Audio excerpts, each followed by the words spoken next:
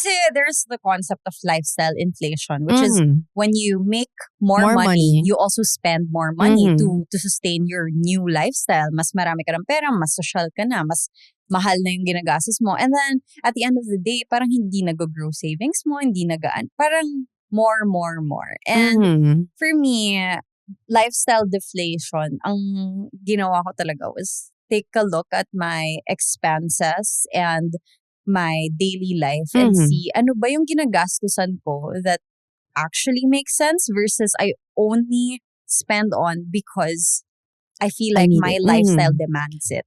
So number one was my apartment.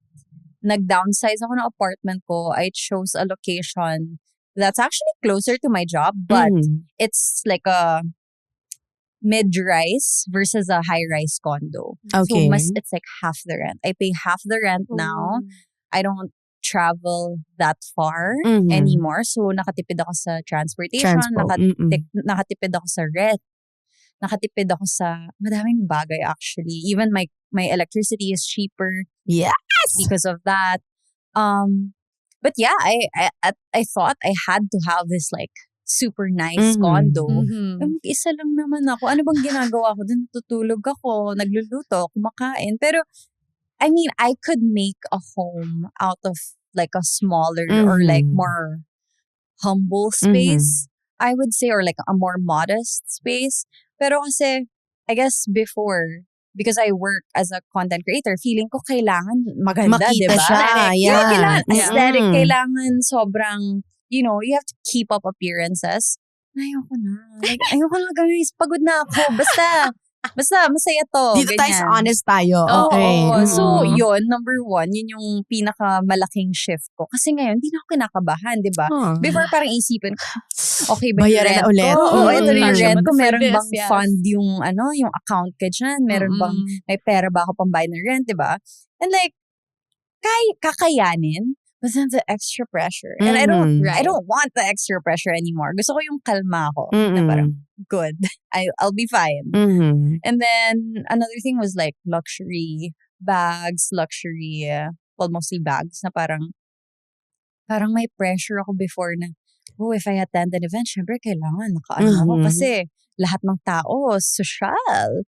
But now it's like, girl, is it really that important? Okay. Parang, just invest on pieces na lang. Hindi, wala na ng pressure na like, or not kailangan even ba? ganito. Has that shifted also for actually, you? before kasi, I thought it was a sign of success. Syempre, if mabili ko to, ibig sabihin, successful na ako. You made it. Yeah. I mean, parang now, it's not something I yearn for. Kasi before, parang, magta-travel, kailangan meron tayong haul. Yes. Kailangan meron tayong pasalubong. Yes. Like, parang, what is that That's even? another conversation Parang, on its own, bakit kailangan meron akong yung souvenir ko from my trip? Why does it have to be a designer bag? Yes. Like, bakit may ganun akong, hindi ko naman yun iniisip before. Why did I learn that when I started making more money? But then I don't want that pala. Parang na-realize ko na I only started doing that because I thought that's what you did, you know? You earn more, you spend more. You can buy things you want. But then, yun nga, like, did I really want that? Or did I just think I needed it? What was the thought process nun to realize that? To acknowledge. Because sometimes people don't think, parang how do you get to that point? Na parang gusto ko na talaga to o hindi? Ano ba yung ginagamit kong bag? It wasn't even the expensive ones I bought. And now I'm like, wait, this isn't even functional. Like, okay, I bring this to the airport and my elbow hurts because now I have to bring it like this. Like, Hindi why? ko siya maganon. Like, why did I pay this much to suffer? Like, I'm suffering right now. Like, di talaga siya nag-make sense for me. And, of course, like, I guess the biggest turning point for me was when I took a step back from content creation. And ultimately, when you take a step back, your income also takes a step back. Parang napaisip ko, Napa-reflect siya.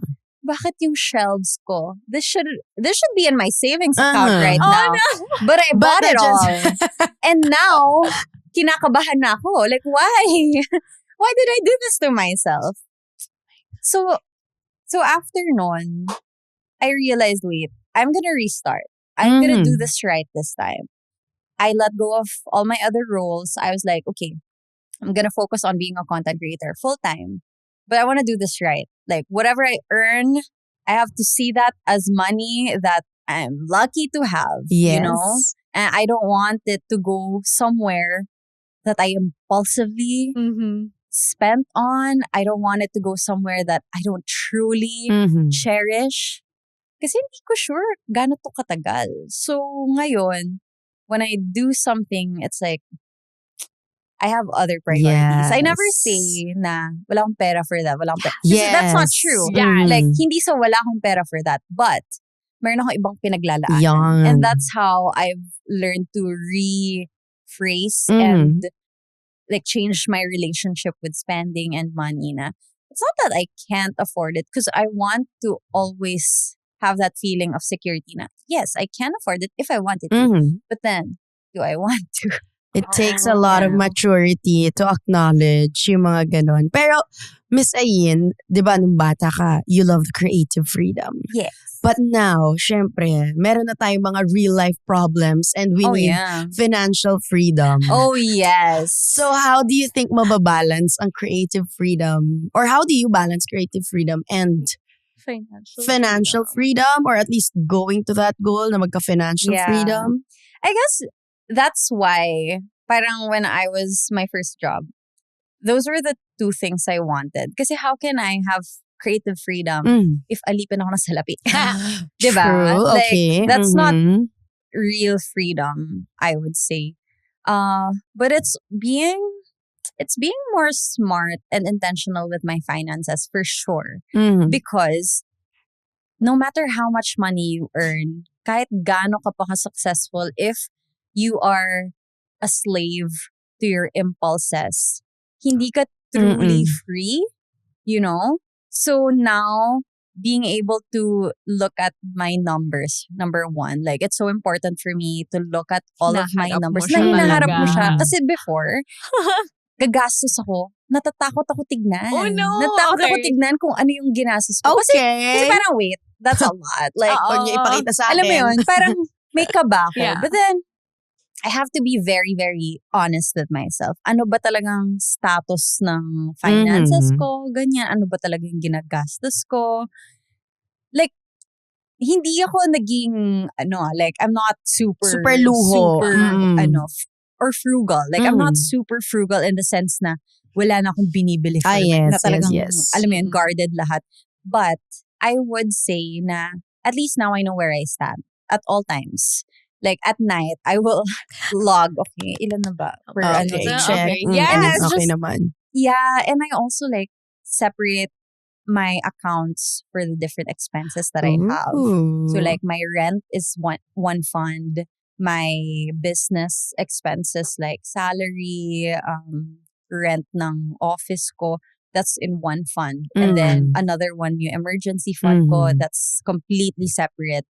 And then I just have one account that's for my fun. Personal. Like my personal. Yes, of course you have to have that. So parang wala There's na a happy akong, dream. Yes. Yeah, and inuuna ko, like when I get paid, I will save agad. Oo, parang Yan. pinaportion ko siya into percentages na, okay, this goes to rent, that's always like 30%, and then 20% goes to this, and then yung natira, I'll keep it in that account. And then, okay, I can afford it because it's the money, it's the number on that fund account. If this episode made you reflect on your own life decisions, then maybe it's time to ask yourself the same question. Yung mga choices mo, career moves, love life, big risks, or even those random impulsive decisions, worth it ba talaga? If you enjoyed this conversation, make sure to search and follow Worth It Ba on YouTube for the full episode. And if you have your own Worth It Ba moment, share it with us in the comments. Because at the end of the day, every choice comes with a story.